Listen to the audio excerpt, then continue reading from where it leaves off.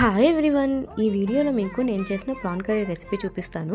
ముందుగా ప్రాన్స్ మంచిగా క్లీన్ చేసుకొని అందులో కొంచెం ఉప్పు పసుపు వేసి దాన్ని అలానే స్టవ్ మీద పెట్టాలి. అప్పుడు ఏంటంటే అందులోంచి వాటర్ వచ్చి అది బాగా కుక్ అవుతాయి. నెక్స్ట్ వేరే కడాయిలో ఆయిల్లో కొంచెం ఆనియన్ వేసుకొని బాగా ఫ్రై అయ్యాక అందులోనే ఒక స్పూన్ జింజర్ గార్లిక్ పేస్ట్ వేసి అది కూడా బాగా ఫ్రై చేసుకోవాలి. అందులోనే కొంచెం కారం కూడా ఆయిల్లో బాగా ఫ్రై అయిన తర్వాత ఇందులో వేరే కడాయిలో కుక్ చేసుకున్న ప్రాన్స్ తీసి వేసుకోవాలి. ఆ వాటర్ వేస్తే ఏంటంటే నీచు వాసన వస్తుంది, అందుకని చెప్పి అది ఫిల్టర్ చేసి ఓన్లీ ప్రాన్స్ మట్టుకి ఇందులో మిక్స్ చేస్తున్నాం. ప్రాన్స్ కూడా కొంచెం ఆయిల్లో కుక్ అయ్యాక అందులో కొంచెం వాటర్ పోసుకొని మూత పెట్టి కుక్ చేసుకోవాలి.